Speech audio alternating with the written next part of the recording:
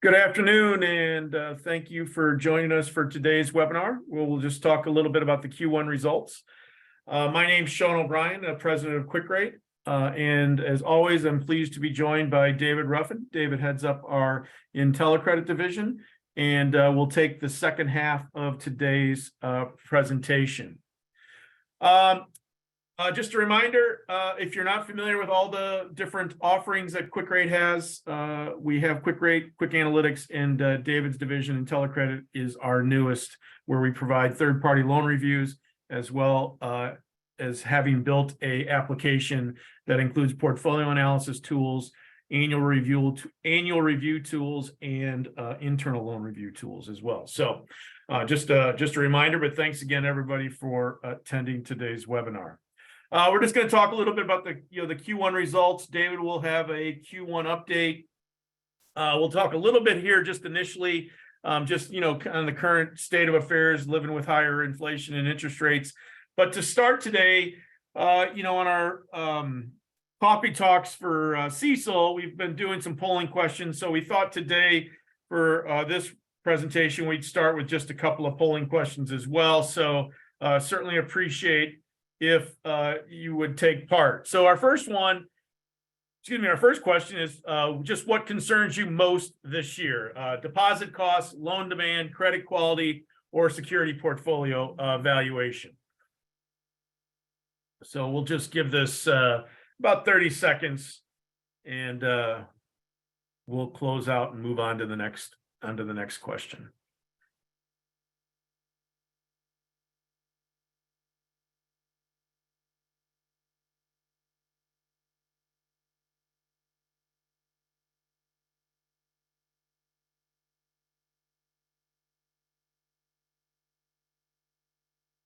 Okay. Fantastic. Thanks all for participating in that one. We'll share the results. You can see 66% of you are focused most on deposit costs, followed by loan demand, credit quality, and then securities portfolio evaluation. So thank you very much. We will move to the next question around credit metrics. Where do you expect your credit metrics to be a year from now? Better, about the same, or worse?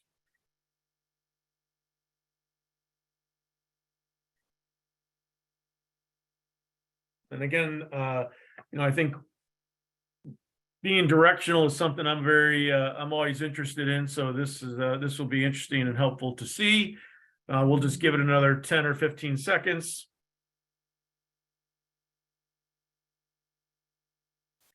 And 70% of you think they'll be about the same, 26% think worse, and 3% think better. So thank you again for participating in that question. And then our final questions around credit concerns. Where is the source of your biggest credit concern going forward? C&I, consumer, commercial real estate, ag, or other? And again, we'll just give this about 15 or 20 more seconds. While we're waiting for that, just a reminder, I forgot to point out that we certainly, as always, will be sending out a copy of today's presentation with a link to the recording, as well as a copy of all the slides and the poll results as part of it. So thanks for answering these. I'll end this one. And you can see that 61% of you, selected commercial real estate, consumer and C&I were about the same. Ag was the final selection. So again, thank you all very much for participating in those polling questions. I think I was doing a recent presentation. Sorry about that. Talking about CECL, and just came across this article that was written by the Fed. I've been reading a few of those here recently, and it's just a reminder that the goal of risk management is not to eliminate risk, right? But just really to understand our risks and try to manage them, with appropriate tolerances and appetites. And I thought it was kind of a useful reminder of what we're all trying to do within our bank. Here in the past week or so, a lot of the Federal Reserve districts have been putting together their monthly summaries. And I thought it was probably worthwhile just to, not necessarily dive into too deeply what they're pointing out, but really just maybe there's some of the, the ramifications or maybe the kind of the reaction that we might experience in our banks as a result of how they're kind of seeing the world, right? They remain committed to the fact that the banking system is sound and resilient with strong capital and liquidity. I think that's certainly the case in the community bank world. Interest rates obviously have impacted securities values, deposit costs, are rising, and some delinquency rates have begun to increase. But I thought the part for me that was probably the most interesting, or to me was maybe impactful for us, is just that they're kind of redoubling their efforts, for preparedness in terms of emerging risks. And I think that's really the message for us as we go forward, is that David talks a lot about just what the regulatory reaction or maybe potential overreaction might be to credit. I think that's probably a worthwhile thing to consider in a number of areas, right? Liquidity, interest rate risk, valuations for our securities portfolio. So I think it's important as always, but certainly mindful of keeping our eyes on these things and being prepared for potential questions we may be asked as we move forward this year. I've highlighted a number of points here. You can see that again that I just thought were interesting from their summary. I'm not going to read all these to you, but I do think again it's just a reiteration that you should expect examiners to probably start kicking the tires harder on liquidity, kicking the tires on interest rate risk and your funding options, in particular, dusting off any contingency funding plans that you might have. And so I think again, just be mindful of that. And I think it's just as our survey question you indicated, commercial real estate and potential problems there, or just concerns and focus, will probably be the area of most interest to third parties as we go throughout the year.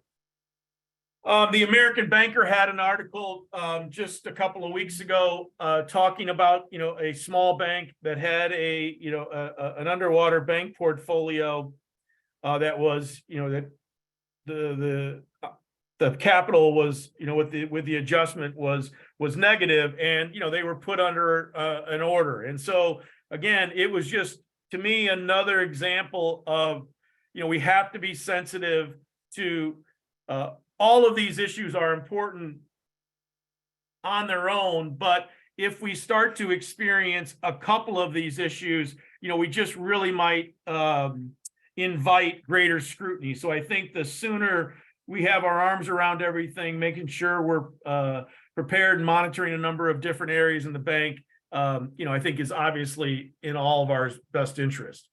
The unrealized losses are improving. If you remember, starting, I think in, June of last quarter, the second quarter last year, we started kind of looking at these numbers. 9/30 was when they were really at their worst. We saw at the end of the year, the Fed expand their balance sheet and kind of buy the long end, and that certainly helped. That's continued through 3/31. But you can see, a decidedly fewer number of banks, are experiencing, maybe we've reached the depth of where the valuations are of our, the underwaterness, I guess, if you will. It's not really a good word, but of where our portfolios are, and hopefully we're trending up. But I think as we look out through the rest of the year, we probably have to realize that rates probably won't move much lower from here immediately. So we're going to probably live with these, and it's just, again, more important to manage everything else so that we're not having a couple of issues for us. There was a recent article written by the Kansas City Fed, a couple of economists from that district bank, just talking about the impact on the securities portfolio. Most of these are probably not very surprising, but I thought worthwhile, again, just to think about and point out. Certainly their concern is that these unrealized, losses potentially threaten solvency of the banks. It certainly drives up equity costs. It certainly increases, funding costs. And it also then in turn may, make banks reluctant to lend.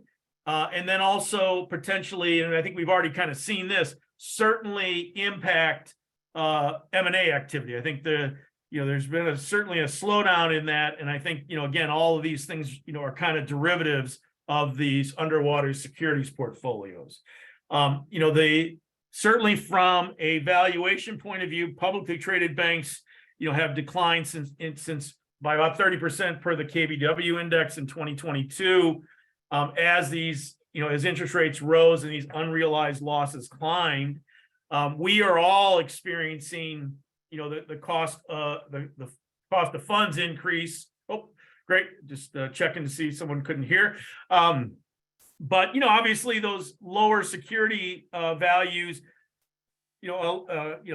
make it harder to, use secured funding. It does raise the possibility for liquidity strains, and it does force us to look to alternatives, whether it's wholesale solutions like us, home loan bank advances, the new facility the Fed put in place. But all of those things are things we should be investigating, making sure we know what's available to us, because again, these are things that we're living with and will likely live with here for a while.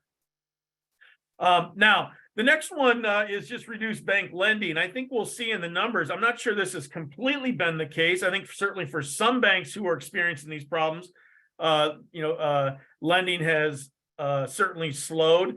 Probably maybe in the face of what's going on, maybe not the worst thing. But again, this is just certainly a side effect for banks that are experiencing those underwater securities portfolios, because it does make you reluctant to sell those securities and make them realize losses, or it may just take additional costs to take on those lending. So again, I think for these banks, it's certainly, likely that if you have an underwater securities portfolio, it may impact your lending. And then the final thing is certainly the reduced M&A activity. Again, I think we'll see in the numbers, the decline in banks, is certainly there were still fewer banks this quarter than last, but certainly the pace of M&A activity has slowed, and I think this is obviously a very large part of it, because it's hard to just really kind of determine who wants to take on a securities portfolio with large unrealized losses. So as we kind of look at the the QCBI numbers for this quarter, you can see again about 4,723 banks, roughly 4,367 on community banks, down from 4,396 at year end. Asset growth, I think here again you can kind of see 2020 with all the COVID dollars, large increase in asset growth. Now we're starting the last year, in the last 12 months here, certainly rolling over, and 42% of the banks, or community banks, saw no asset growth here over the last 12 months. Particularly the smaller banks are seeing more of that. Here you can see the assets of the larger, the $1 to $10 billion banks still increasing modestly.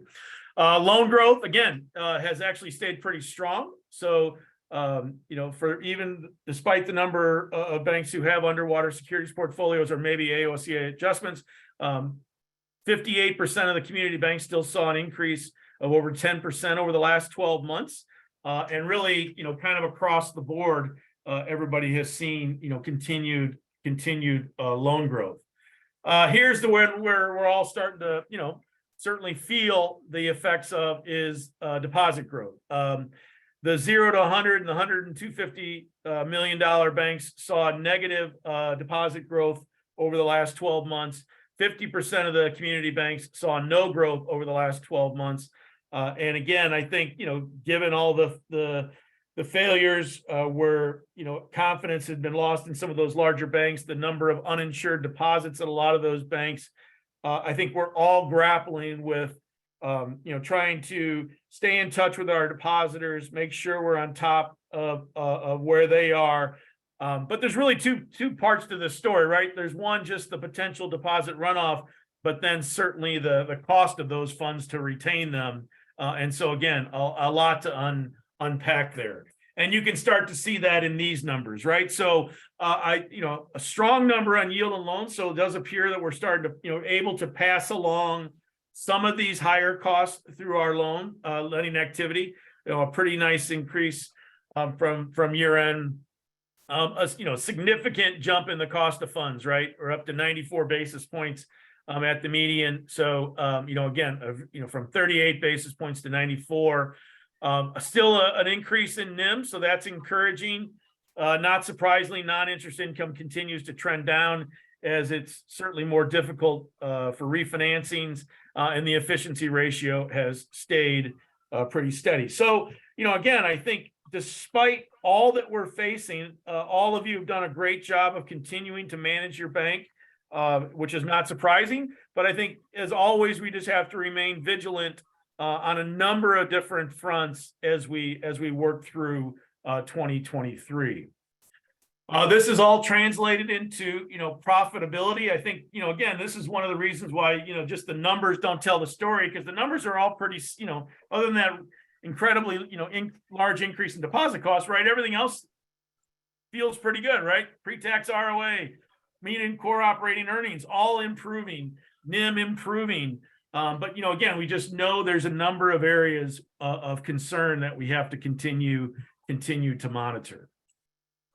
Again, ROA and ROE, 95 basis points at the median, ROAE at 10.8. And again, across the board, all pretty strong numbers.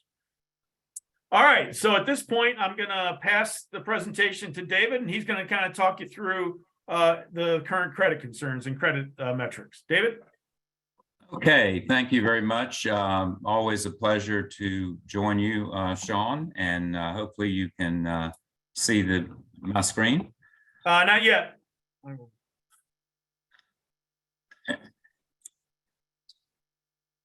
Okay, let's see. Make sure I share the screen, and let's see here. We're almost there. So there we go. Yeah. Okay, so one of the things that is obvious to me, and let me get the yeah, just those three dots. You can hide that presenter view. Just click it. Sorry. Yeah. Yeah. Hide that. Just up to the hide presenter view. There we go. Sorry, let me stop sharing. I beg your pardon. I switched out computers today, or the other day, and let me start over here. All right, can you see my screen now? No, not yet. We lost it again. Okay. You want to just, oh, here we come. It's coming back up. Okay. The screen's up. No presentation yet. Yeah.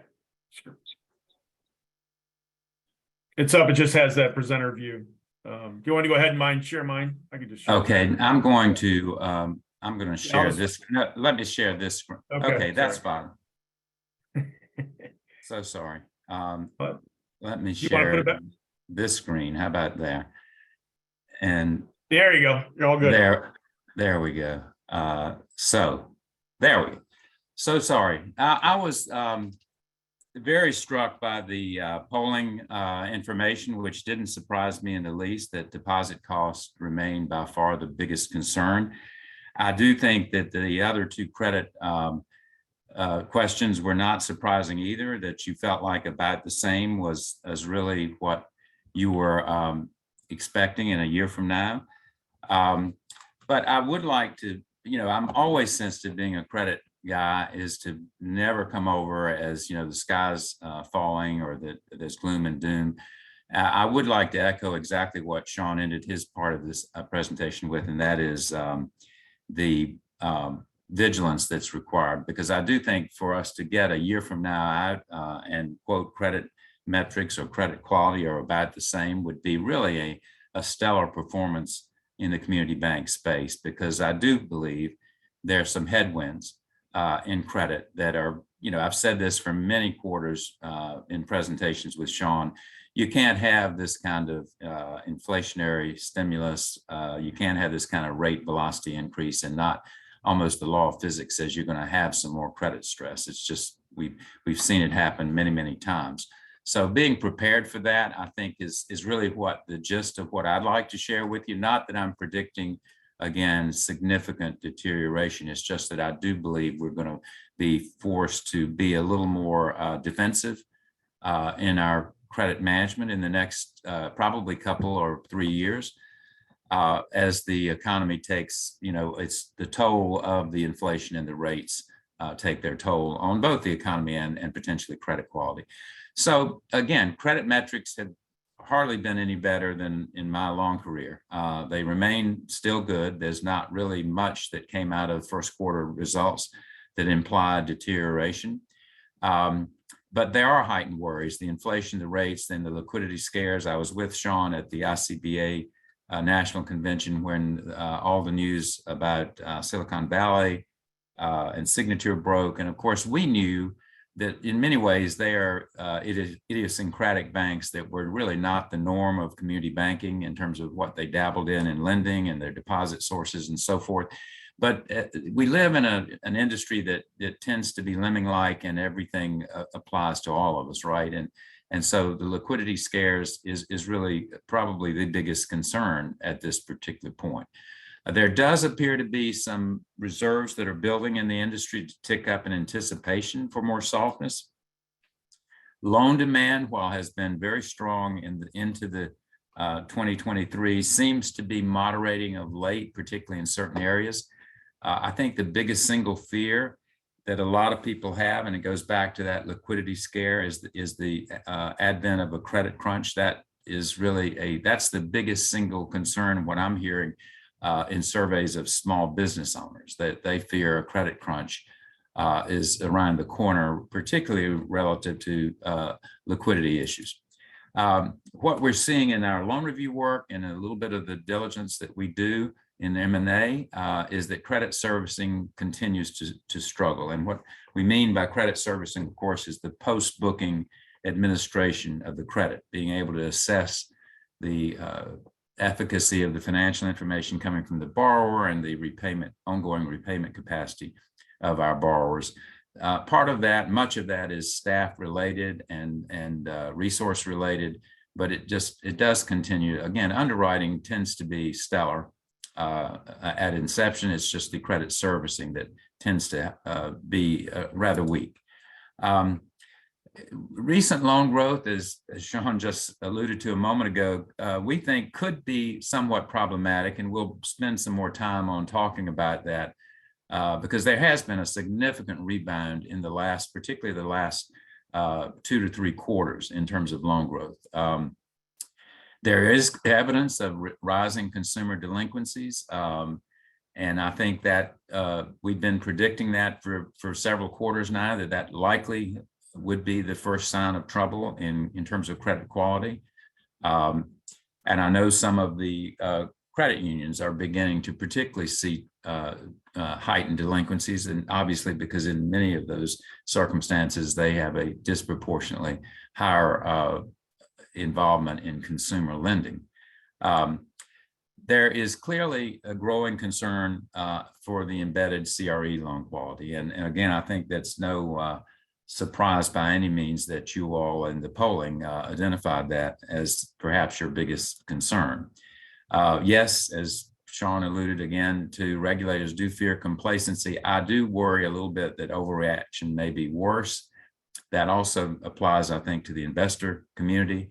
But I do think that puts us in, as bankers, puts us in a position that you are going to, in effect, have to write your own script, have to share your own reasons for why you're not in trouble credit quality wise and so forth. So it'll be more of an onus and more of a burden, I think, in the next 2 or 3 years in telling your story around what you're doing to maintain and get back to what you said in a year from now you expect to be credit quality to be about the same as it is today.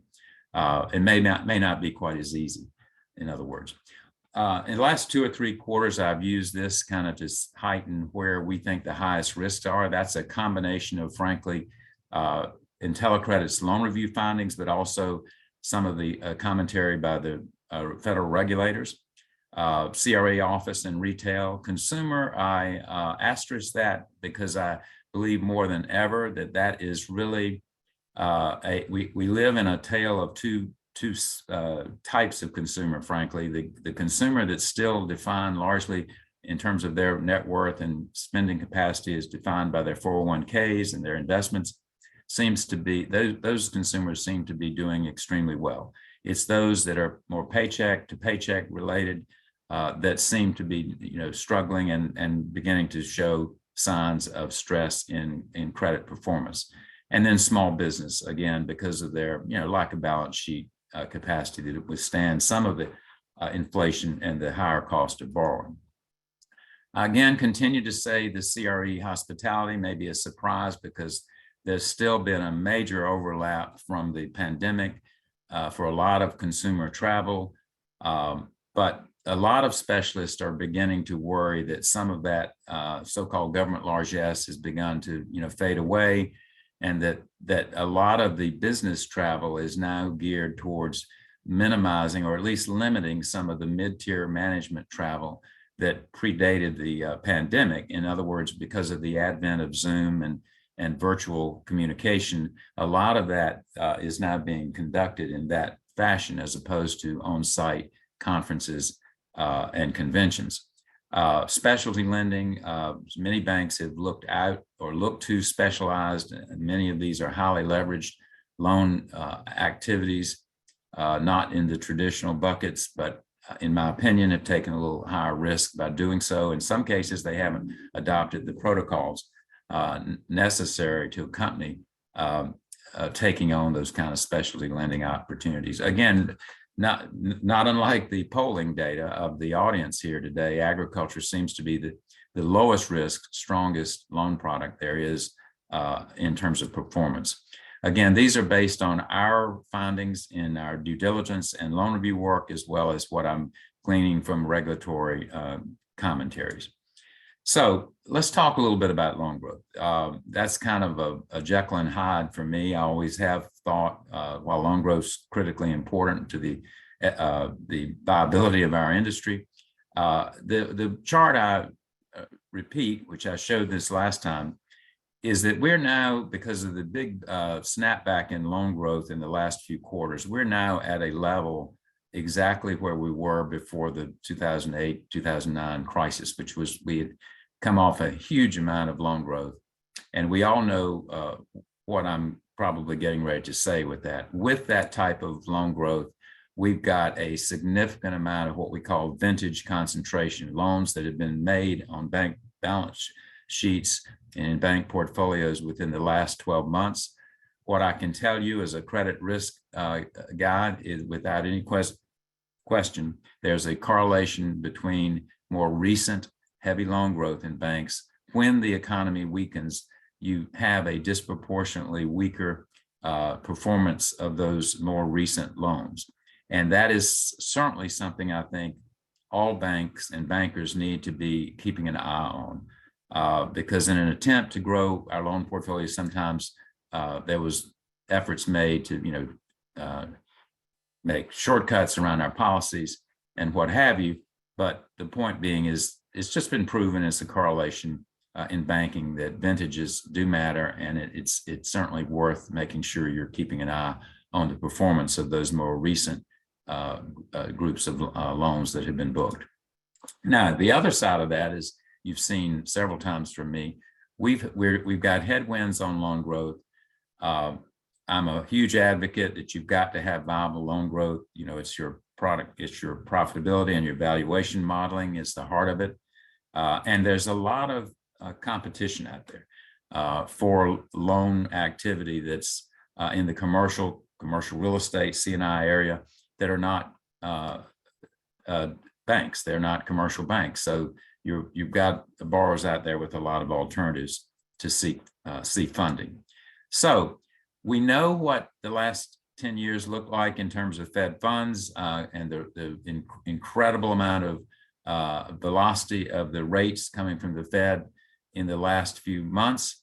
That's what's made all the news, but I think it's still important to take the perspective of, say, the last 50 years, which ironically I've been around most of these, is that we're still proportionally nowhere near where some of the rate levels were several decades ago. So on a relative basis over the long haul, it's not as, I think everyone is certainly aware of the steepness of the increases. So it has a concern to us in that regard. So the two areas I'd like to really concentrate on is, again, mainly consumer.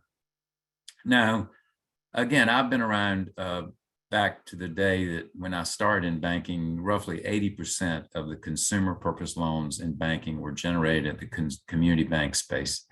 That easily has flipped, that 80-20 rule. It's probably even less now than 20% of consumer purpose loans are generated at community banks. But this is still worth looking at, and that is, the increase is driven largely by subprime borrowers. They are obviously that category of consumer I alluded to a moment ago, which are struggling a little bit paycheck to paycheck, have weak credit scores anyway. And I guess the good news, if you would say so, for bankers and perhaps on this call, is a lot of that subprime borrower is not on bank balance sheets. So, but there is another indication here that debt is being incurred, significant increases in credit card balances. But again, that's credit card. Mortgage repayment performance remains strong throughout the industry. And again, this just tends to tell us a tale of two consumer segments. And I do think that's important to keep that segregation in mind when we're making broad generalizations about the consumer is in trouble relative to the economic situation. The more important one for today's call, and certainly alluded to in the polling data, was CRE. Now, we all know Charlie Munger, who's Warren Buffett's longtime sidekick at Berkshire Hathaway, recently said that he felt like there was a tremendous amount of bad loans packed into bank portfolios that are CRE. One of the things we're looking at in our loan review work is, and I certainly challenge risk managers on this call today, is start really taking a long look about what you're doing in terms of either renewing or extending loans just to keep performance going, because it is, I think, and there's all sorts of information out there beginning to surface that particularly some of the older properties are showing the greater signs of vacancy and the greater signs of potential stress. So I do think that we have to be clearly aware of CRE on a lot of fronts. It's the focal point of a lot of the change that's occurred in our society in the last 5 years, whether it's the digital revolution or whether it's the office space paradigm that probably has been changed forever due to the COVID pandemic. We all have to look at that. And remember, community banking disproportionately has significantly higher proportional exposure to real estate than even the mega banks do. So that is an area that I think community banks rightfully have a need to be aware of. So let's take a look at these metrics, both on a national and regional basis. Again, they haven't, in my career, hardly been anywhere as good as these. They continue to be that. The NPL to loans or non-performing loans really continue to be flattened out. And really only the Northeast is a tad bit higher than other regions. Net charge-offs, as you can see, are really negligible. Most all regions are down in the very low single digits there. Which needs to be changed, the reserves to loans now, of course, going forward. You'll see there that the West basically has Western banks have the largest aggregated reserve coverage, where the Northeast has the least, almost on a one-to-one basis. The flip of that, of course, is your reserves to your NPLs. Again, you see the Northeast lagging a little bit in terms of the coverage, but most of the rest of them are up into the over 3.5 times of the acknowledged problems. That's not even to talk about capital cushion. Of course, it's just the reserves. But there has been, as at my point earlier today, there have been some increases in reserves, and you can see the, while not dramatic, not anywhere near as dramatic during the heart of the pandemic, up and down, you've seen consistent increases in reserves during the last few quarters. As far as construction and development loans, which is the subset, the 100% subset of the guidance on broader general real estate, not surprisingly, the Southwest and the Southeast lead the country in that, because they tend to be the most beneficiary regions of growth, economic growth, and population migration. As far as the broader 100% guidance, it's the Midwest, which really is lagging in both the broader and in the subset of the construction and development. You see there at the bottom, you've got 282 banks that exceed the 100% guidance nationally, and you've got 336 banks that exceed the 300% guidance for the broader CRE category. Other concentrations we traditionally look at, multifamily, not surprisingly, has preponderance of more in the Northeast due to the urbanization of that area. C&I loans, again, you see the flattening out of C&I. I know there was a lot of hope at the community bank space, given the stellar performance of community banks during the PPP program, that somehow we could retain some of that C&I business. Apparently that just hasn't occurred. It's kind of returned back to a more normalized level. And in ag, not surprisingly, the Midwest, not at all surprising, leads the rest of the regions in terms of ag exposure. Again, these are commercial loan data, not inclusive of farm credit system. So in conclusion, what we continue to do at IntelliCredit is really talk about trying to do all you can at the bank to make these three primary components more in sync. These are points of bank management information that help C-suites and boards make decisions on credit risk management, stress testing, portfolio analytics, and loan review.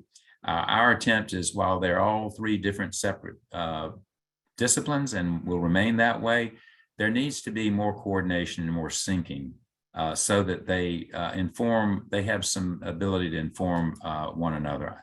All of this is to say that we think that you're going to need to have your own focus on what your credit script looks like today. In other words, I know we had a client in the Midwest in Nebraska who said he had a regulator coming in and reminding him he had 650% of his risk-based capital tied up in one industry, agriculture. Well, that's basically what he can lend on. Well, he said he was able to disabuse the regulator of undue concern because he quickly used a tool that showed him that only one loan in that broad ag portfolio was 15 days or more past due. That's exactly the type of thing that I think is going to be recurring all throughout our banking industry in the next year or two, just as Sean alluded to, that there's going to be a dusting off, a lot more energy put by the regulatory community on where are you on these risk areas, what are you doing to, in effect, go back to what you said in the polling, is that we're going to keep credit metrics about the same a year from now as they are today. Well, that may take a little more work in the next 12 months than it has been in the previous 12 months, is what I'm saying.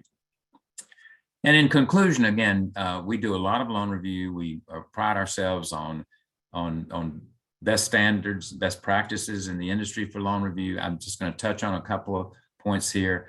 Please make sure your loan review includes deeply credited, experienced people. That we're reaching a point now that I think the banks need to have that type of experience deployed during a loan review, not just a junior CPA or someone looking at it just from a checklist point of view.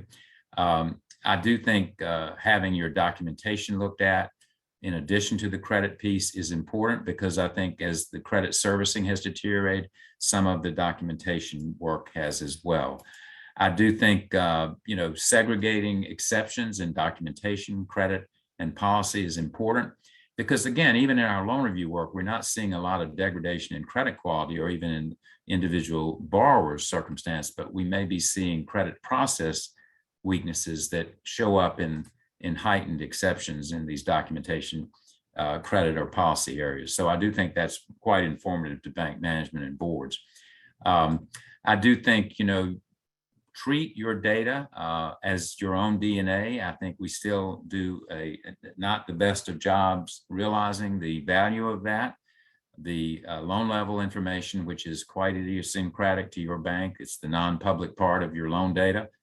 It is unique to you, and you need to do all you can to deploy tools that give you the ability to understand what that DNA is telling you. And again, that's a lot of what IntelliCredit is designed to do.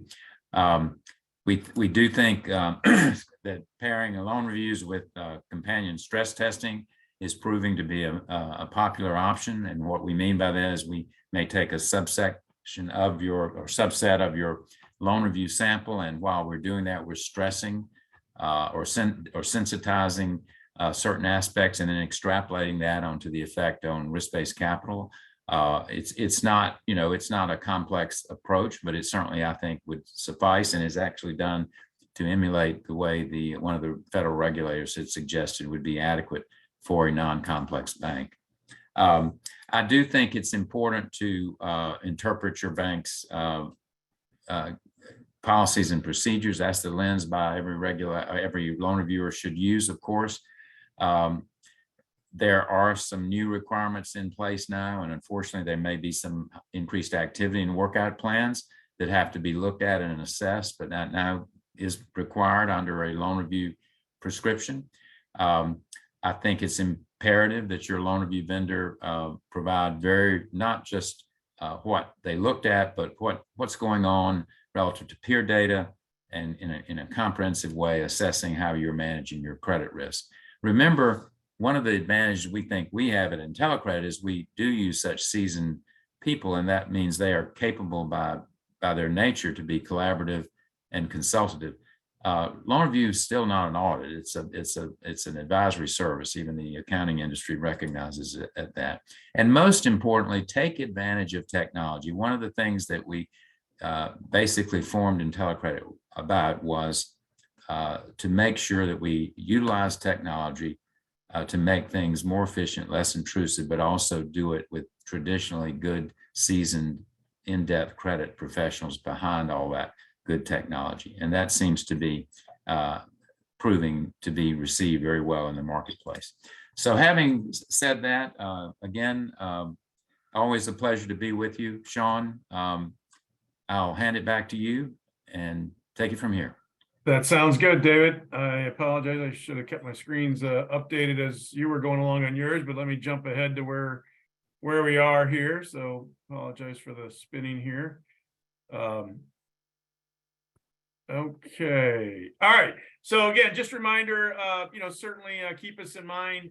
I think as David had indicated, we've had a lot of success introducing IntelliCredit. Certainly for many of you who work with us on quick analytics, we do have some new tools coming there. So we'll be probably doing, we will be having a webinar just kind of refreshing everyone on that coming up. As David mentioned, they've been busy, last year, 50 active IntelliCredit, clients, 74 loan reviews. So we are certainly expanding our customer base there. And then finally, again, it can help you a number of different ways. As David indicated, we do perform third-party external reviews, but I think one of the reasons why we began this division was to essentially bring technology to you that you could utilize internally in the bank. So the internal IntelliCredit solution allows you to have a portfolio analytical tool. It does allow you to do annual reviews, so you can move away from maybe a more manual process there, as well as if you're doing further internal reviews. There's the same technology we're using in our loan external reviews, you have available to you as well. So it's all, built around your data. And again, I think we were really excited about the progress we've made with these solutions, and would welcome the opportunity to show it, even if you're not a loan review client, right? They're not, you don't have to be a loan review client to take advantage of the technology. So certainly invite you to learn more. We do have a coffee talk again coming up in June. As we've indicated on those, and certainly wanted to share here, we will be continuing those throughout the year. We do anticipate developing a kind of a parallel or similar format for IntelliCredit as a way to introduce all of you to that. So certainly be on the lookout for future information around that, but that's something we anticipate starting in July of this year, and really looking forward to better explaining what we're doing on the application side with IntelliCredit. Certainly, if you have any questions, you can submit those now. We did have a question again around the presentation and the slides. We will send out a follow-up email that will have a copy of the slides, a link to the recording, and the survey results. So I don't see any new questions. So on behalf of David, certainly thank you all again for your time today, for joining us for today's presentation. If you need any assistance on any of our 3 offerings, certainly you can call us or email us in at info@quickrate.com. If any Texas bankers are on the call today, David and I will be at the Texas Bankers Convention the remainder of the week. We'd love to see you stop by. And if nothing else, we'll look forward to hopefully visiting with you again next quarter when we'll take a look at that quarter's quarterly results. So again, have a great day. Thanks for participating. Thanks for answering the polling questions, and I hope you have a great day.